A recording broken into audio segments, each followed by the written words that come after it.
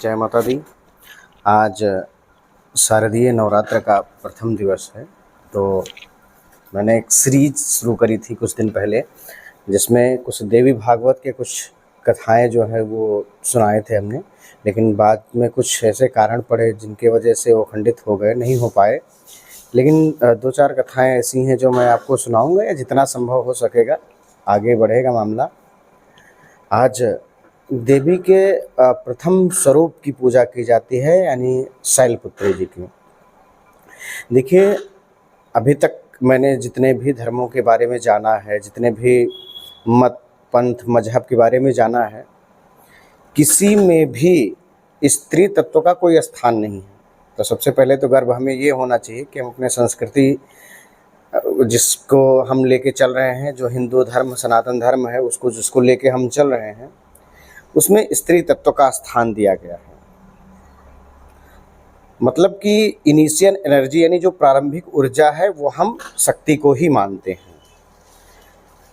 Initial energy जो होता है, जो प्रारंभिक ऊर्जा है, सृष्टि को चलाना है या कुछ करना है, तो सबसे पहले हम क्या करते हैं, हम स्त्री के पास जाते हैं, स्त्री तत्व के पास जाते हैं। जल लेना हुआ तो गंगा मैया के पास, दूध लेना हुआ गौ माता के पास, ऐसे ऐसे कोई भी चीज़ें हुई तो हम स्त्री तत्व के ही पास जाते हैं।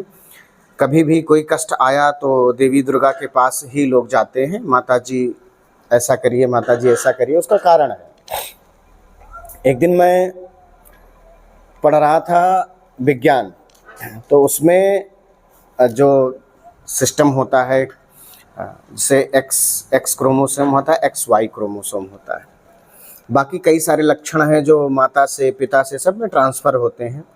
लेकिन उस दिन मैं ये पढ़ रहा था कि DNA जब ट्रांसफ़र होता है, यानी माँ और पिता का ही जाता है आधा आधा तत्व, जो इसीलिए उसको जेनेटिक मटेरियल कहा गया है।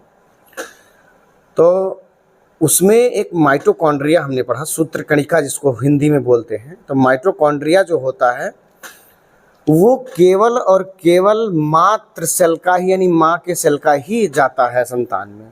यानी एनर्जी जो हमारे अंदर है, हम जैसे जो पढ़ रहे हैं ना कि energy, mitochondria is the powerhouse of the cell. तो ये बड़ा ही आश्चर्यचकित लगा, मुझे बहुत अच्छा लगा कि अरे ये तो हमारी जो संस्कृति है, शुरू से हम लोग बताते आए हैं लोगों को कि शक्ति की उपासना हम करते आए हैं कि ये माता जी हैं, ये फला हैं, ये फला हैं, इनके पास जाओ, गंगा मैया है, दुर्गा मैया है। तो अपनी संस्कृति वहाँ भी हमें बहुत अच्छे से देखने को मिली। अब प्रथम शैलपुत्री यानी प्रथम जहाँ पे अगर हम बात करें इनिशियल एनर्जी के, तो हम शैलपुत्री को ही माने हैं, जो कि स्थानिक ऊर्जा यानी प्लेसेंट एनर्जी जिसको बोलते हैं, उसकी वो प्रतीक है। किसी जीव या सृष्टि के निर्माण के लिए या पोषकता प्रदान करने के लिए प्लेसेंट एनर्जी की बहुत आवश्यकता होती है। गर्भ में जब बच्चा पल रहा होता है तो वहाँ भी प्लेसेंटा होता है, जिससे उसको एनर्जी मिल रही होती है। तो इसीलिए हमने इनको मान रखा है। मान नहीं, ये बिल्कुल सत्य है, पूरी वैज्ञानिकता पर आधारित है। इसके बाद की जो चीज़ें हैं वो हैं, दूसरी हैं ब्रह्मचारिणी, जिसको बोलते हैं शुद्ध energy, chest and pure energy जिसको बोलते हैं। चेस्ट एंड प्योर एनर्जी का अर्थ ये होता है कि ऐसी ऊर्जा जिसमें किसी भी प्रकार की कोई अशुद्धि ना हो। ब्रह्मचारिणी कहते नहीं कि ब्रह्मचर्य धारण करिए, यानी आप शुद्ध रहिए। और तीसरी जो एनर्जी मानी गई है वो है चंद्रघंटा। प्रथमम शैलपुत्री, द्वितीयम ब्रह्मचारिणी, तृतीयम चंद्रघंटी थी, यानी चंद्रघंटा जी को माना गया है, जो कि एक फुली डेवलप्ड एनर्जी जिसको बोलते हैं कि अब एनर्जी बन गई है, अब यहाँ से धीरे धीरे निर्माण होना चालू होगा। इसके बाद कुष्मांडा। कुष्मांडा जो है, कुष्मांडा माँ का स्थान ऐसे है कि अब यहाँ से कई ब्रांचेस बनेंगे, अब और एनर्जी इसमें कन्वर्ट होगी और धीरे धीरे करके सृष्टि और विस्तार होगी। तो इसलिए हम माने हैं कुष्मांडा जी को। ऐसे ऐसे करके नवम सिद्धात्री तक जा करके और हम पूर्ण करते हैं। तो आज से हम नवरात्रि के 9 दिन का माँ का आवाहन करेंगे, माँ का पूजन आदि करेंगे। और इस 9 दिन में हमको शुद्ध आचरण से रहना चाहिए। हमारे आचरण शुद्ध होने चाहिए, ब्रह्मचर्य का पालन करना चाहिए, भोजन आदि चीज़ों में जो है वो बहुत ही शुद्धता होनी चाहिए।